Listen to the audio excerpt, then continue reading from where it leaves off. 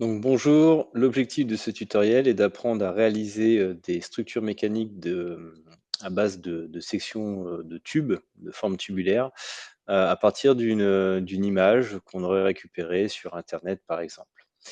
Donc déjà, je vais me connecter. Donc pour se connecter, le plus simple, c'est de taper go.3ds.com/educloud comme adresse URL dans un navigateur. Ensuite, de cliquer sur vos identifiants de connexion. Ils sont déjà enregistrés dans mon navigateur. Voilà.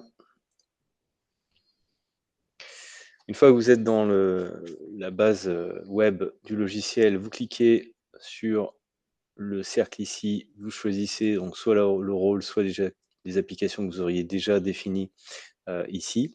Donc là, on va faire ça avec l'outil Part Design. Donc, je vais cliquer là-dessus. On pourrait le faire avec d'autres outils spécialisés, mais ça marche déjà très bien avec ça. Alors, pour commencer, je vais déjà renommer mon produit ici. Je vais l'appeler, je sais pas moi, guidon. On va faire un guidon de BMX. Je l'appelle guidon de BMX. Voilà. OK. Ça, c'est juste pour le retrouver facilement dans la base une fois qu'on l'aura enregistré. Ensuite, donc on va aller chercher déjà l'image dont on va se servir comme base de création d'objets. Donc pour ça, le bel outil qui va bien, c'est Sketch Tracer, qui est très bien. Donc vous tapez Sketch et puis Tracer, vous allez le trouver ici. Hop, on clique dessus. Donc celui-ci permet en fait d'importer des images dans l'espace de travail 3D pour pouvoir s'appuyer sur leurs contours pour développer des géométries. Donc je clique ici sur voilà, cette icône-là qui permet de choisir l'image et sur quel plan on va la positionner. Bon, qu'importe, je dirais le plan de départ. Moi, je vais le mettre sur front, histoire de principe. Voilà. On double-clique sur le plan sur lequel on veut poser l'image. On va chercher dans les téléchargements ou à l'endroit où on a mis l'image qu'on a récupérée sur Internet. Donc là, c'est un guidon de BMX, je l'ai mis ici. Donc voilà, il est présent. Puis une fois que vous l'avez sélectionné, vous l'avez placé, vous cliquez, double-cliquez n'importe où ça va sortir en fait de la sélection d'images. Alors une première chose à faire, c'est de dimensionner l'image de manière à ce que ce soit cohérent avec les dimensions réelles de l'objet. Donc ce guidon de BMX, il doit avoir environ 600 mm entre ces deux extrémités ici. Donc ce que je vais faire, c'est que je vais cliquer sur Image Definition, Edition, pardon, ici. Je clique sur un point de départ, par exemple là, un point d'arrivée ici de ma section de tube. Et je vais dire que entre ces deux points, je sais que dans la réalité, par exemple, ça fait 600 mm. Voilà. Et du coup, il m'agrandit la taille de l'image de sorte à ce que ça soit cohérent avec la dimension réelle qu'aura l'objet que je vais modéliser derrière. Donc ça, c'est fait. Ensuite, quelque chose qui est intéressant aussi, c'est de positionner l'image correctement par rapport à son repère. Donc là, en fait, vous avez, quand vous double-cliquez sur l'image, vous entrez dans ce menu qu'on voit ici avec différentes options. Ça, c'est pour agrandir l'image, ça, c'est pour la déplacer. Voilà, quelques options. On peut la déplacer dans une direction selon une diagonale. Donc moi, ce que je vais faire, c'est que je vais la déplacer pour la positionner, à peu près par rapport au centre de mon repère. Donc déjà, je vais bien me mettre, perpendiculaire au repère, dans la bonne direction dans laquelle je vais travailler. Bon, ce côté-là ou ce côté-là, qu'importe. Et ensuite, je vais recliquer là-dessus pour repositionner à peu près le centre de mon objet au centre de mon repère. D'accord? Pour au moins bénéficier, par exemple, des axes de symétrie, ce qui peut être assez intéressant. Donc voilà, j'ai positionné mon image, elle est à la bonne taille. Maintenant, je vais pouvoir commencer à travailler. Donc une fois que c'est fait, vous sortez voilà, du choix d'image en relâchant ici la fonction. Donc là, maintenant, je vais pouvoir créer ma première modélisation. Donc déjà, je vais modéliser pour faire un tube. En fait, il faut modéliser la trajectoire que va suivre la section circulaire de ce tube. Donc pour faire ça, ce que je vais faire, c'est que je vais déjà passer dans le bon atelier, qui va être ici l'atelier Part Design. Parce que de base, là, on est encore dans cet atelier Sketcher. Donc si je clique là-dessus, il va me basculer automatiquement dans le bon atelier. Vous avez vu, je suis allé chercher l'atelier ici, j'ai cliqué au bon endroit. Ça m'a basculé, on voit ici que les icônes sont correctes. Première étape, donc du coup, c'est de tracer les contours des tubes. Donc je choisis mon esquisse ici. Voilà. Je vais dessiner donc mon contour. Donc je peux partir en fait du point ici de départ. On va dire que je le trace à peu près au milieu du tube, hein. Alors le problème quand on travaille avec une image, c'est qu'on est forcément sur de l'approximatif. On ne sera pas exactement au code réel de l'objet, mais en soi, c'est pas gênant. Si vous avez l'objet réel, vous pourrez toujours après vous-même essayer de mesurer les codes dessus et de les retravailler, pour que ça soit exact à la fin. Mais, en attendant, là, pour déjà donner sa forme générale, je peux déjà placer approximativement, les axes, et les diamètres des objets que je vais définir et ensuite les retoucher plus tard. Donc là, par exemple, je vais mettre un point de départ ici. Alors on peut utiliser, l'outil, ligne traditionnel pour, tracer les différentes géométries ou utiliser, l'outil de multicontour qui peut être plus intéressant, qui se trouve en fait ici. Hop, pardon, ici, excusez-moi. Petit profile ici, qui peut être intéressant pour tracer plus rapidement les contours. Donc je reprends mon point de départ ici qui est sur, l'axe vertical de mon repère. Je clique, ici. Si la droite n'est pas horizontale, on pourra toujours la rendre horizontale après. Bon là, je la mets ici. Je vais dire qu'après j'ai un arc tangent qui part de là. Je continue. On voit que les trajectoires sont pas forcément bonnes pour l'instant, on les retravaillera un petit peu après.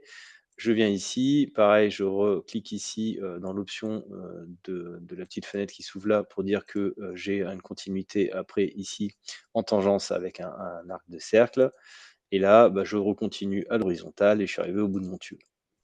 OK, donc maintenant je fais échappe avec mon clavier, j'aurais pu, simplement dire que c'était OK.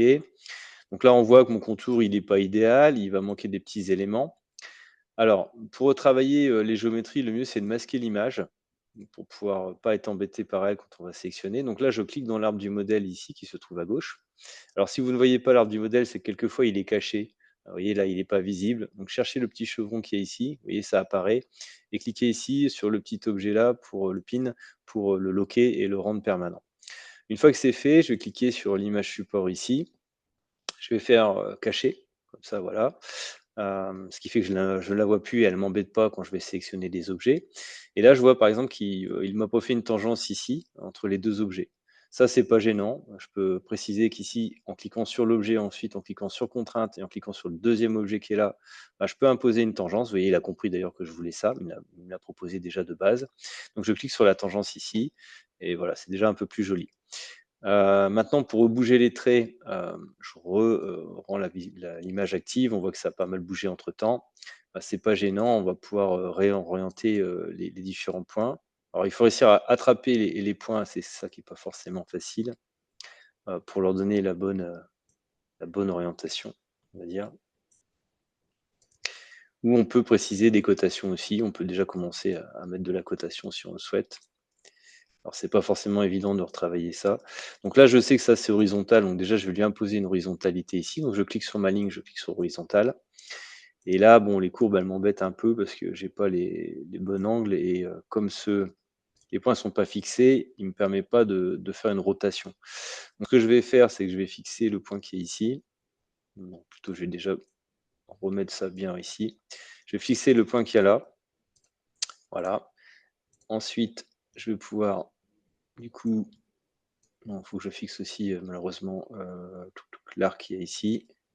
Je réoriente l'arc, vous avez vu, je tire un petit peu sur le point ici pour redonner une courbure un peu différente à l'arc, voilà, pour donner à peu près la géométrie. Pareil ici, je vais refaire le même principe. Alors, je le redéplace ici. Quand on a un arc qui est bien placé, le mieux c'est de le fixer pour éviter que ça bouge tout le temps et que ça vous embête. Voilà, ici, je vais faire pareil. Voilà. Toc. Et là, je vais bouger l'arc ici. Ouais, donc là, il m'embête sur la courbure parce qu'en fait, il me laisse pas le faire comme je le souhaite. Bon, là, on est pas mal. On est pas mal. Bon, c'est un peu de travers. Bon, on a donné à peu près la forme globale. Et bon, bah, maintenant que tout est bien placé, bah, je vais fixer. OK. Alors, on pourrait s'amuser à mettre des cotes et puis les changer un petit peu à la volée pour que ça soit le plus proche possible de la réalité. Bon, c'est un choix. Moi, je le fais comme ça, c'est déjà bien. On pourrait très bien côté et ça serait encore plus précis. Donc vous voyez là, j'ai des petites, contraintes qui passent en rouge, c'est parce que comme j'ai mis des fixités, il n'est plus nécessaire de préciser qu'il y a des tangences. Bon, hop, je cache l'image, je sélectionne, les tangences qu'il y a là. Je peux les désactiver ou les supprimer carrément. bon, je dirais que ça n'a pas grande importance. Là, on peut la désactiver. Vous voyez, par exemple, ici, elle est plus active. Et là, j'ai mon contour qui est OK. Là, pareil, mon point ici, je peux le désactiver aussi, voilà, et ça fonctionnera très bien. Donc là, je peux sortir de mon esquisse. Donc là, j'ai une première géométrie. On voit ça va être en gros la ligne centrale de mon tube. Alors pour faire un tube, comment on fait? Donc déjà, on va définir un plan qui va être perpendiculaire à cette trajectoire-là, qui va passer sur le point extrémité qui est ici. Donc là, comme moi je l'ai mis au niveau du repère, ça ne serait pas forcément nécessaire de le faire, mais je vous le montre quand même parce que cette technique, elle est quand même intéressante à savoir. Quand vous avez des trajectoires qui partent pas déjà d'un plan existant, bien le mieux c'est d'en créer un. Donc là, en gros, vous cherchez ici l'option, alors je vais la trouver ici. Euh, Normal to curve, pardon, excusez-moi, c'est tout petit, j'ai eu du mal à la trouver.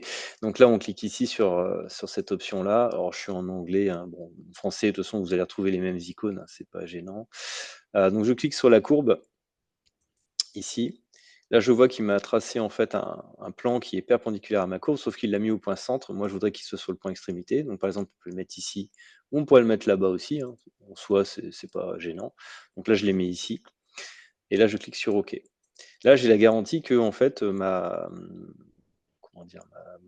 Ma courbe ici, elle est perpendiculaire au départ à mon plan de définition. Ça, c'est important pour pouvoir facilement faire après, l'outil que je vais utiliser ici, qui est, alors rib en anglais, en français, c'est balayage, je crois.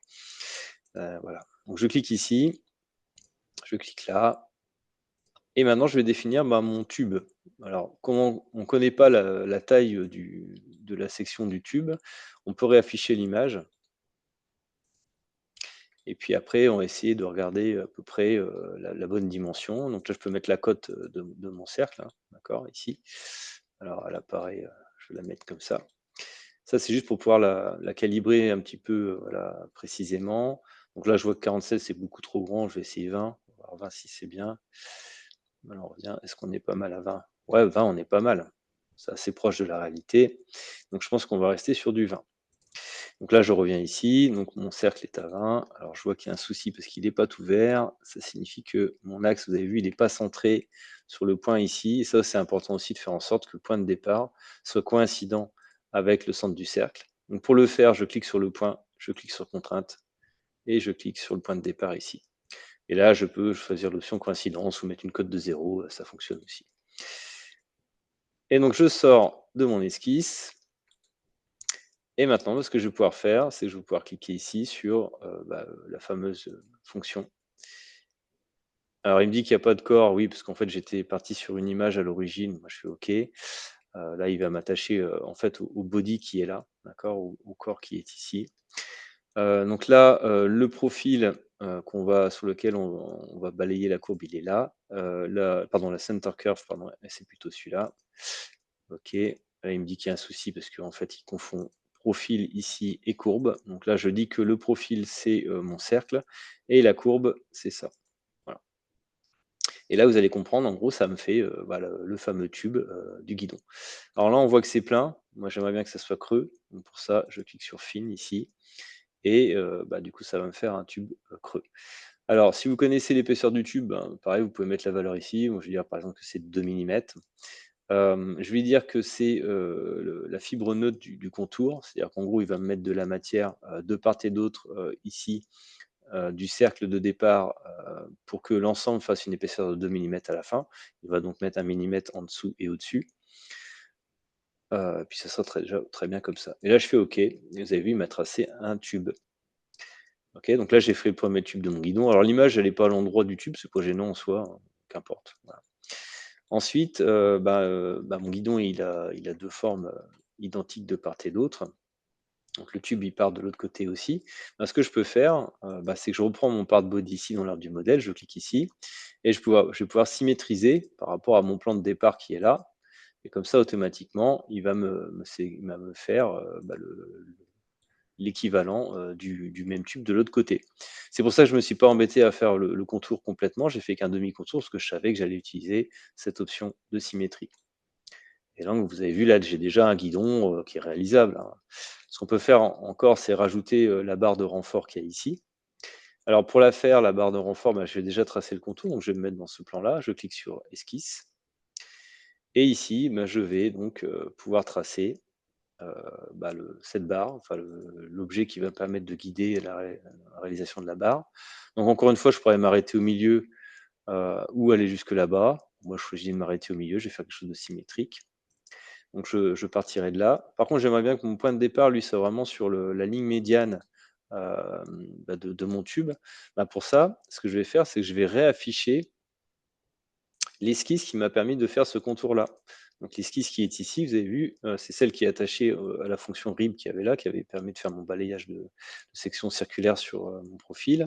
Je fais hide show, ce qui fait qu'elle réapparaît. Alors je peux cacher mon body, hein, s'il m'embête aussi, je peux le cacher. On peut toujours tout cacher là-dedans pour y voir plus clair.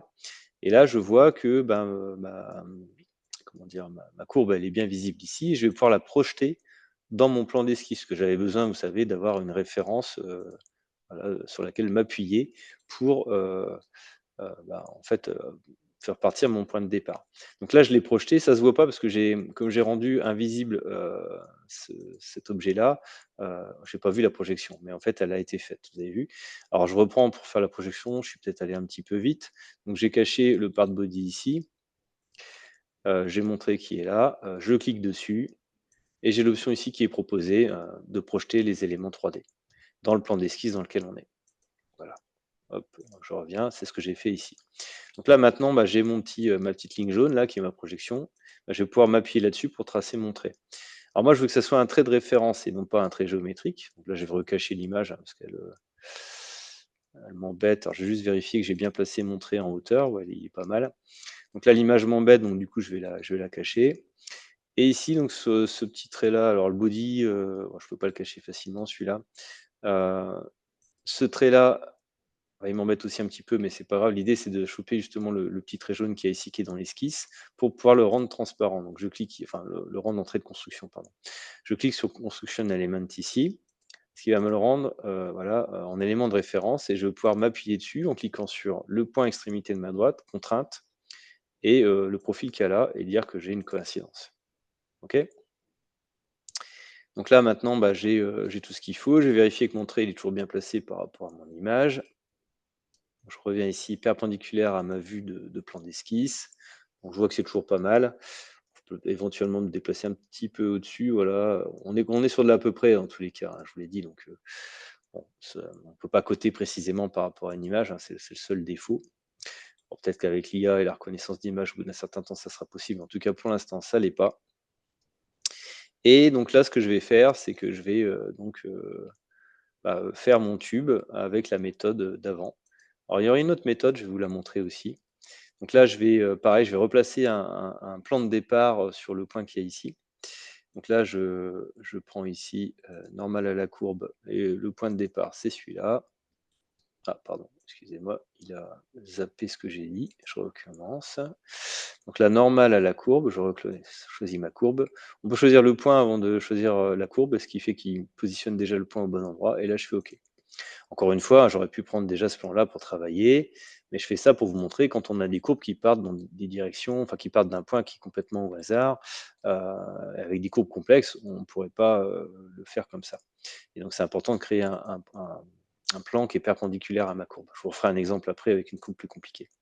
Donc là, je vais donc faire mon cercle, centré sur le point qui est ici. Je vais lui donner une cote, bah, je sais que ça fait 20 maintenant, on va rester sur du 20. Et là, je vais pouvoir, on pourrait le faire plus petit, hein. On peut vérifier d'ailleurs si c'est à la bonne cote par rapport à l'image. Ouais, vous voyez, il est même plus petit celui-là. Allez, on va le faire plus petit, on va dire que ça va être du 18. Alors on peut vérifier si on est bon ou pas. Ouais, 18, c'est pas trop mal. Voilà, et après, donc, bah, je sors, je vais pouvoir faire mon balayage hein, avec la même méthode que tout à l'heure. Je clique là-dessus, je clique sur mon profil, c'est déjà sélectionné, je clique sur ma courbe guide. Je dis toujours que c'est un tuyau creux avec une fibre neutre et je clique sur OK. Et vous voyez, bah, il m'a fait mon petit tube qui va bien. D'accord. Alors, le défaut de faire ça, c'est il va mettre de la matière à l'intérieur du tube ici, parce qu'en fait, il va faire le tube jusqu'à cette distance-là. Donc, si je devais vraiment réaliser l'objet, bon, dans tous les cas, je le ferai en tube soudé, mais si je devais la faire, par exemple, en impression 3D, bah, il y aurait un bout de tube qui viendrait à l'intérieur.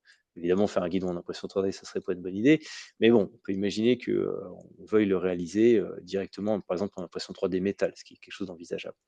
Là, du coup, on aurait un défaut à l'intérieur, parce qu'on aurait un bout de tube qui viendrait à l'intérieur.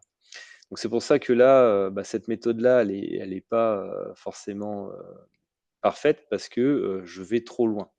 Là, j'aurais l'option de faire merge end si mon trait n'était pas continu, arrivé jusqu'ici.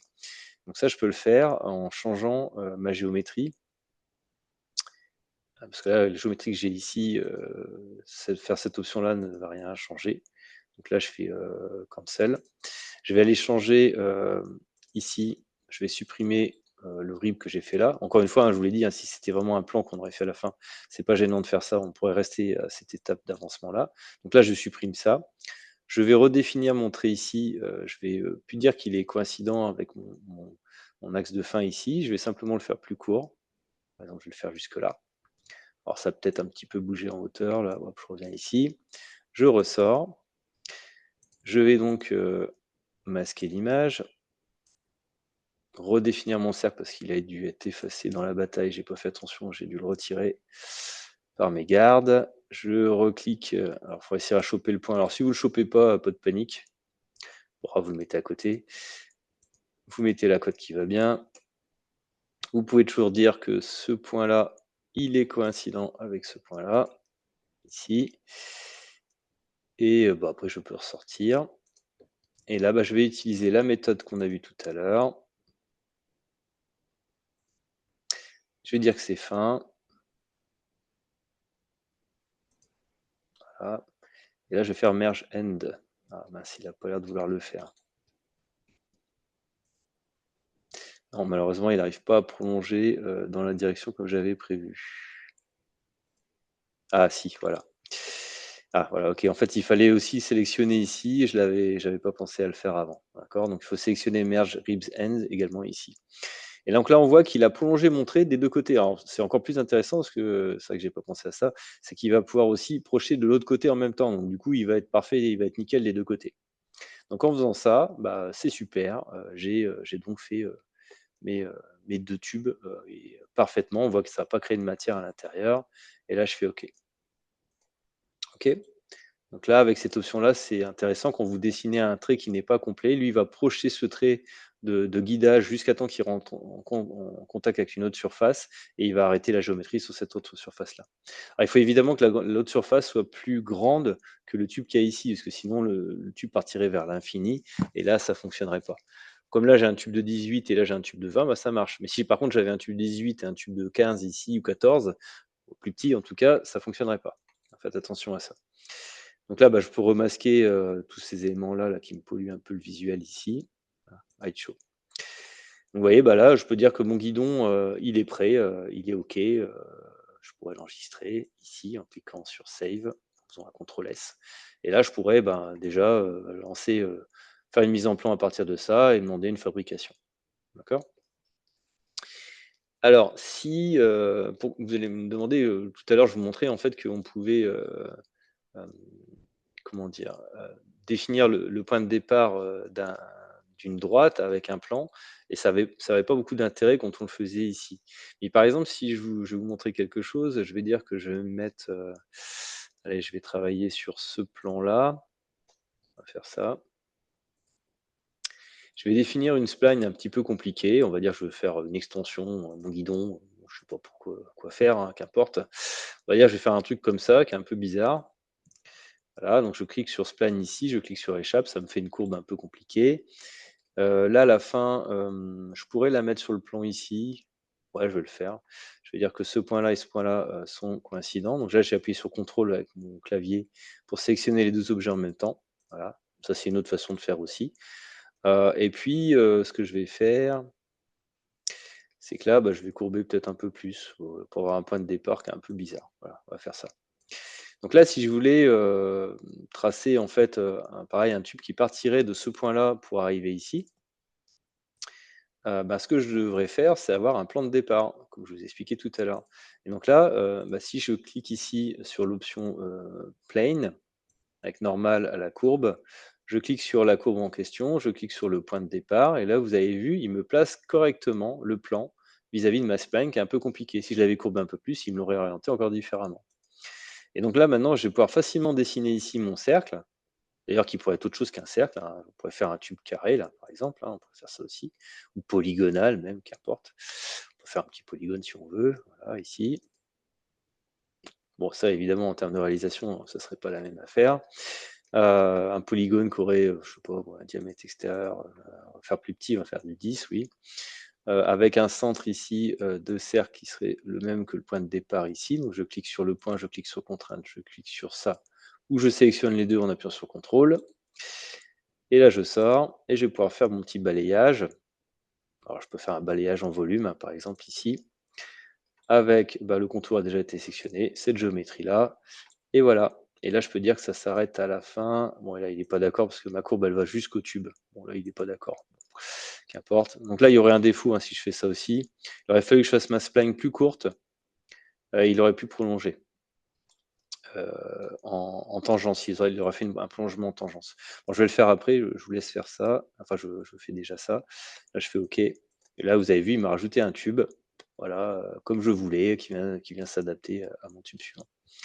Donc là, pour que ça fasse avec la belle liaison qui va bien, là, ce qu'il aurait fallu que je fasse, c'est quand j'ai défini ma spline, ici, non, pardon, pas celle-là, excusez-moi, c'est celle-là. Donc je double-clique dans l'ordre du modèle hein, pour activer la définition. J'aurais pu dire que ça ne s'arrête pas ici. J'aurais pu dire que ça s'arrête avant d'atteindre le tube, à peu près là. En fait, attention, il ne faut pas que ça parte vers une trajectoire infinie, hein. Si par exemple, je partais comme ça partirait dans le vide, ça me ferait une erreur. Par contre, si je fais ça, ça va partir en direction de la géométrie qu'elle a, donc il pourra s'arrêter dessus. Donc là, je sors. Bon là, il s'est arrêté au bout de ma spline, mais si là je faisais, en double-cliquant ici ou en cliquant dans l'ordre du modèle sur l'objet rib, si je disais que je faisais un merge end, bon, il a pas l'air d'être trop d'accord avec ça. C'est lié à la géométrie du profil peut-être. Si je mets une épaisseur, ouais, il a du mal avec cette géométrie qui est un peu compliquée. Bon, disons que ça aurait pu marcher si j'avais fait une structure circulaire. Voilà. Bon, là, il a pas l'air d'être d'accord parce qu'en fait, c'est une spline, en plus, c'est un polygone. Bon. Quelquefois, le logiciel bloque hein, sur des choses. Parce que c'est un logiciel qui est très rigoureux. S'il y a la moindre incohérence, il ne vous laisse pas faire. D'autres logiciels ont une philosophie différente. En tout cas, celui-ci est très astreignant parce qu'il vous demande une grande rigueur de travail. Bon, voilà, du coup, je ne vais pas le refaire, mais en tout cas, vous auriez pu le faire comme ça aussi pour plonger jusqu'au tube qu'il y a là et pas avoir de matière à l'intérieur inutile. Donc ça, c'était une autre option intéressante. Et donc là, pour finaliser un petit peu ma création, on va faire un peu de finition et puis on va s'arrêter là. Donc déjà, je fais un peu de ménage, j'efface les objets qui ne me servent à rien. Voilà. En termes de finition, souvent quand c'est des tubes comme ça, c'est des tubes qui sont pliés. Ça serait du pliage. Par contre, ici, ça serait de la soudure. Donc pour faire de la soudure, il faudrait faire un cordon. Et donc pour faire un cordon, le mieux, c'est d'utiliser ici le edge filet, enfin euh, le congé en français, et lui donner un rayon qui serait de la taille du cordon de soudure qu'on ferait voilà, sur l'objet. Par exemple, 3 mm. Bon, 3 c'est peut-être petit. Ça dépend du procédé que vous utiliseriez. Bon, 5 c'est peut-être un peu gros.